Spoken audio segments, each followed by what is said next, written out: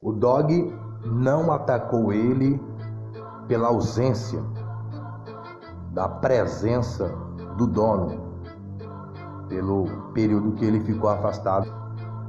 O dog o atacou pela ausência de dominância e liderança e de manejo correto para a submissão do animal.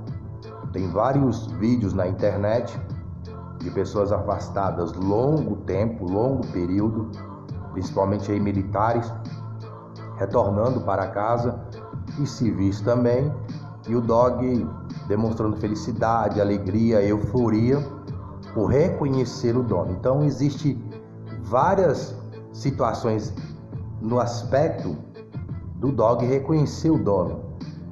O cheiro, o odor, o dog tem um faro muito apurado, a audição, a voz do dono, a forma do dono fazer carinho, dar atenção e etc. Então não foi por esse motivo que geralmente algumas pessoas colocam, principalmente no contexto humanizado do antimanejo, que as pessoas não querem assumir que estão tendo um mau manejo com o dog, não querem assumir os seus próprios erros no manejo e querem se relacionar com o dog num contexto humano, onde não existe hierarquia, dominância e liderança, que ocasiona contextos de fatalidades como essa. Então, notem bem que o dog ele sobe no sofá. Provavelmente, aí dentro desse contexto, ele foi abraçar o dog, beijar o animal, ficou ali no mesmo nível, na mesma altura de cabeça com o animal, e geralmente as fatalidades ocorrem dentro desse contexto. Geralmente, o dog não se sentiu bem. O dog já deve ter mostrado aspectos de liderança e dominância, mas as pessoas não têm discernimento da psicologia do animal. Elas discernem um animal por uma psicologia humanizada, não dentro da psicologia de liderança que existe dentro de uma matilha ou de uma alcateia, onde os animais eles usam em hierarquia, dominância e liderança para sobreviverem, sobressaírem sobre as dificuldades. E esse coletivo é no contexto de sobrevivência, não no contexto de precisar afetivamente do outro como nós precisamos. Então, o animal ele não precisa afetivamente do grupo, ele precisa dentro do contexto de sobrevivência.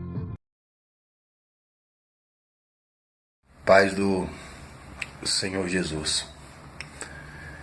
Então, quando você vê uma notícia,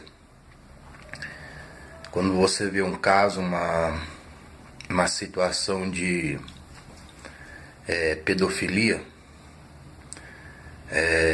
você tem vontade de esganar o estrupador. Você tem desejo de matar alguém que abusa de criança. Quando você fica sabendo de violência contra a mulher e de estupro, se você pudesse pegar assim um estrupador assim, você acabaria com a vida dele. Quando você fica sabendo assim de agressão contra a mulher assim, te dá uma raiva assim, te dá uma fúria.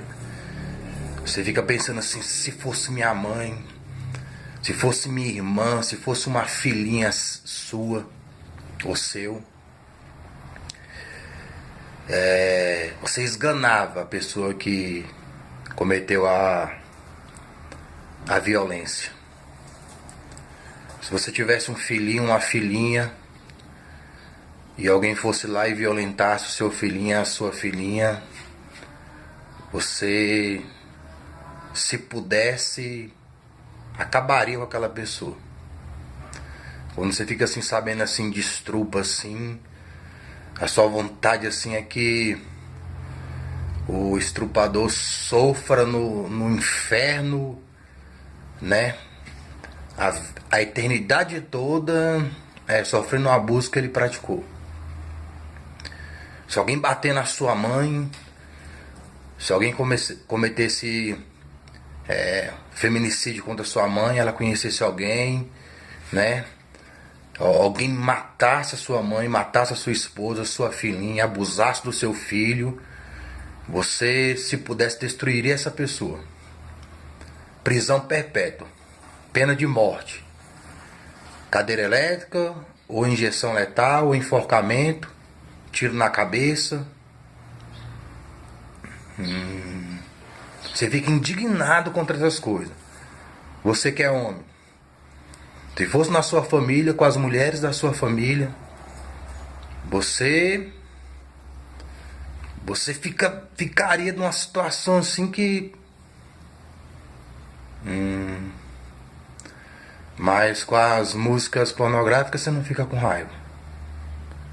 Com as letras do funk pornográfico promíscuo, que incentiva, que colabora, com tudo isso você... Aí você não fica com raiva não. Quando é no funk você não fica.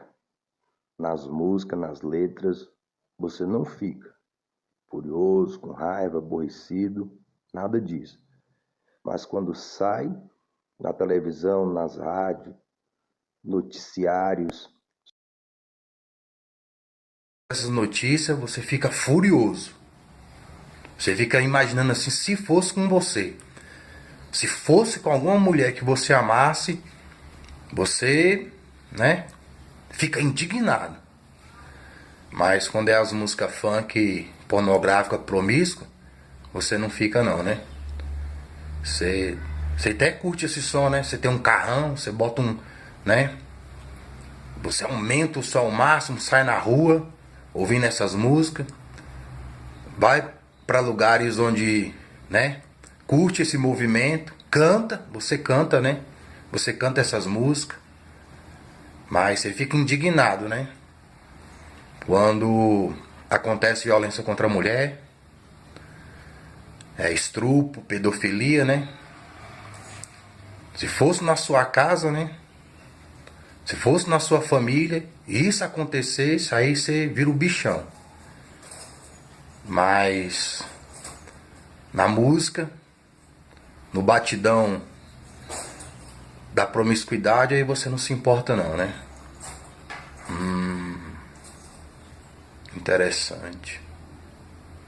Faz o seguinte, conta outra, porque essa nem graça chegou a ter. A paz do Senhor Jesus e boa meditação das coisas do alto.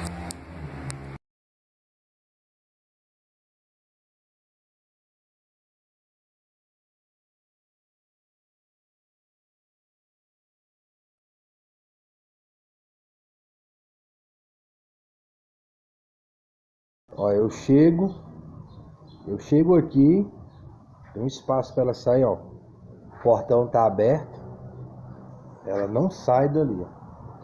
A não ser que alguém entre, ela vai fazer a guarda dela. Se vai encaixar a mordida é outra história, mas ela faz aí a vigilância aí, dentro da capacidade dela. Ó. Eu não dei comando nem nada. Ó, entrei e ela continua aqui, ó.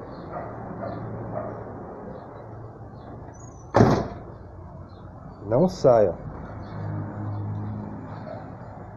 A não ser que eu dei o comando para ela vir a mim. Mas eu não dei comando para ela ficar ali não. Ela sabe que ela não pode sair, a não ser que receba o comando ou haja uma situação que ela precise fazer a proteção do território, a proteção de quem está aqui. Beca, aqui.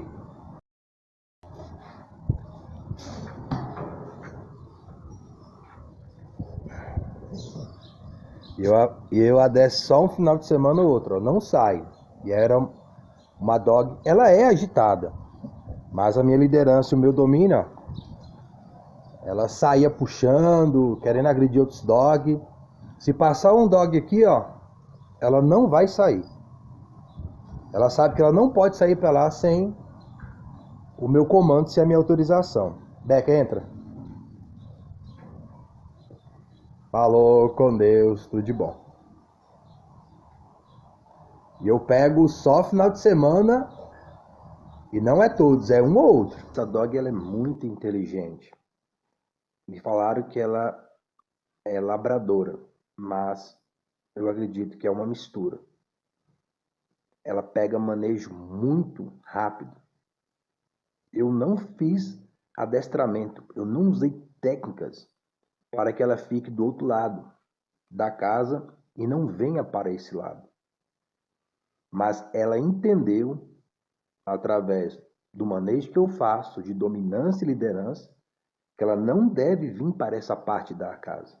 Ela deve ficar onde ela está, quando eu abrir o portão, quando eu entrar ou sair com o carro. Então, através da minha postura, como eu já expliquei em outros conteúdos, você transmite a informação que o dog entenda dentro daquele contexto de manejo. Então, as minhas atitudes são palavras. Eu não precisei colocar ela lá, falar para ela ficar, depois passar para o outro lado, chamar ela, colocar ela do outro lado, fazer ela ficar. Não, eu não fiz isso. Foi acontecendo de uma forma natural, através da minha postura, que levou a dog submeter a esse contexto de obediência. Ela discerne que ela não pode sair daquela parte. Ela compreende que ela deve ficar lá. Eu transmiti isso a ela não através de palavras verbais, mas através da minha postura em relação a ela. Então, só no manejo que eu fiz com ela, ao sair para caminhar, que ela deve me esperar, eu sair primeiro, ela fica sentada, depois eu a chamo para a gente fazer a caminhada, ela levou isso para essa situação, que ela não deve sair de onde ela está se eu não a chamar.